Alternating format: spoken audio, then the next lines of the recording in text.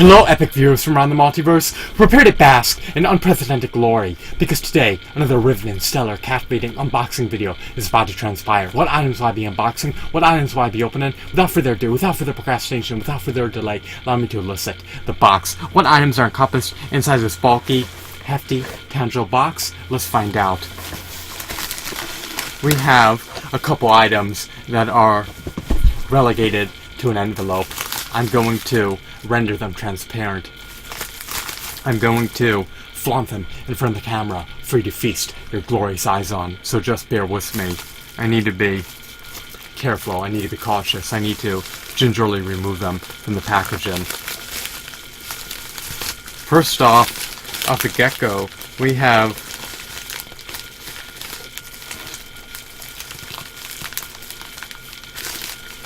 a stoic, audacious, menacing, intimidating, furious, notorious, ravenous, or Grunt. He's poised for battle. He's ready to be embroiled in war. He's ready to showcase his unbridled might. He's ready to go on a rampage and maul his adversaries to death. He's ready to beat them to bloody pulp and massacre anyone within his vicinity. I love his details, I love his deco, I love his shadings, I love his textures, I love his hues, I love his design, I love his sculpt. He's burly, he's bulky, he's colossal, he's massive, relative to a dainty, meager, meek, feeble, flimsy Star Wars action figure that stands 3.75 inches tall. So this figurine is not bad per se. Unfortunately, his joints seem to be a bit loose. He has roughly 6 points of articulation. He can swivel his right forearm. Unfortunately, he doesn't have much latitude for articulation in his legs. He actually has more points than I stated earlier. He has 8. So sorry about the blunder. He could twist his waist right or left. He could ascend and descend his arms. He can swivel his forearms, and he could ascend and descend his legs. And of course, he can rotate his head. So he has roughly 8 points of articulation. Not too bad. His articulation is a bit rudimentary, but it will suffice. He's an army builder figure, so he's one of my favorite figures. And then we have another figure, and he was relegated to the same envelope. We have a figurine derived from the World of Warcraft action figure line. Unfortunately, he's marred with scratches, so his condition has been compromised. Fortunately, the integrity of this figurine has not been compromised. He's relatively sturdy. He's a stellar figurine, to say the least. I love his translucent design.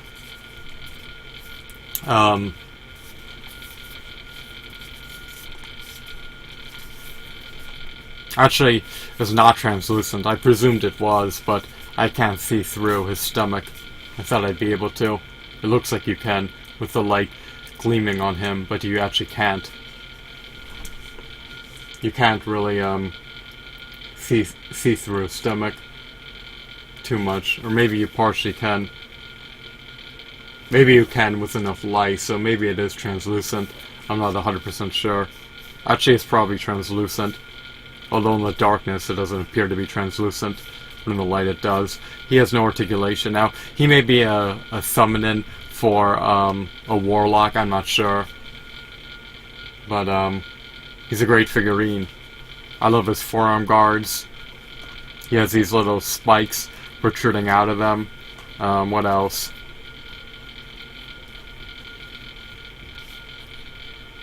It kind of looks like he's hovering. He kind of looks like a genie, based on his posture and position. He looks like he's about to ascend into the clouds and just fly to unprecedented heights. So, not a bad figurine. And then we have one more figure.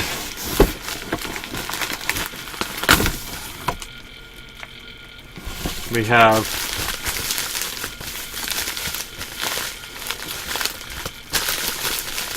some character that's entangled in the packaging.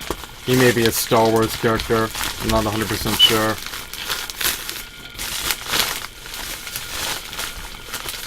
I have to repackage these figures, so I don't want to fully unravel this packaging, but you can partially see him. He's large, and he towers over most figures. He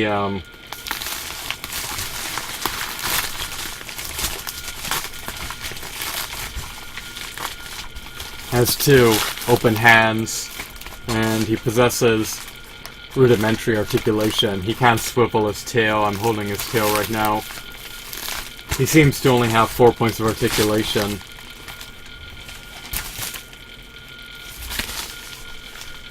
I'm curious to see what it looks like, but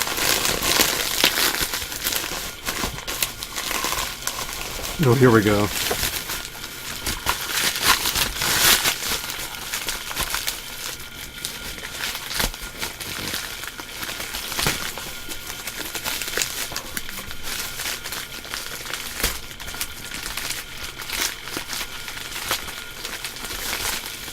It looks like a behemoth of a monster. He's probably a Star Wars character.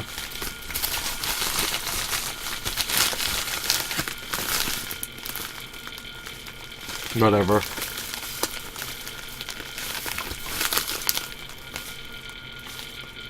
He seems to have some scales on his back. It may be difficult to see from here.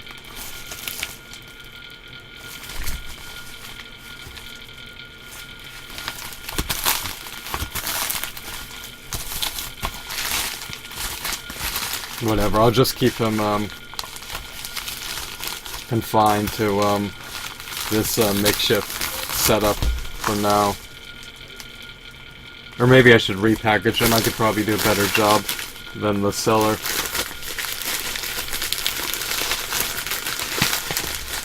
Come on. Oh well.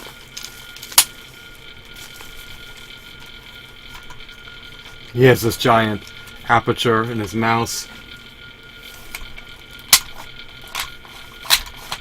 Yeah, he only has 5 points of articulation. Actually 6. The tail can be moved. So we could ascend a decent on the arms and legs. The appendages can move, and the head could be ascended upwards and downwards. So he has very basic articulation. He seems to have these little wings. And this is either, I guess this is supposed to be a handle, I guess. I'm not sure, or maybe it's supposed to represent something else. And maybe these are supposed to be scales on his tail. I'm not 100% certain. I don't know anything about this character.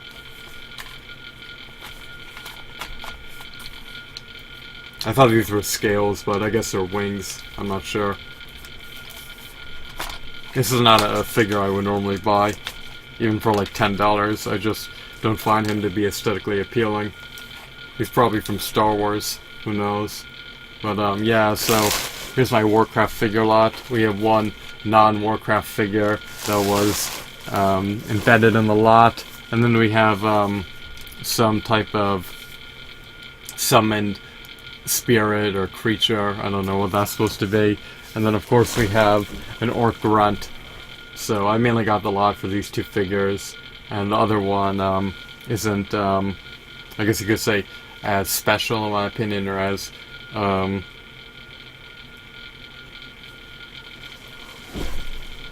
enticing to buy relative to the other two figures.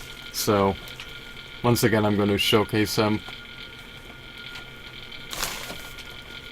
No, I'm not really into buying aesthetically unappealing figures, but here are the two Warcraft figures. One is derived from the Warcraft action figure line, the other one is derived from the World of Warcraft action figure line. I believe this one was churned out by DC Direct. I'm unsure which company churned out this figure, possibly DC Direct, but I don't think it was. So, not a bad lot per se. I just would have preferred this summon spirit would have been in better condition, but it is what it is. I hope that you found this video to be intriguing and enthralling. Have a wonderful, marvelous day. Goodbye.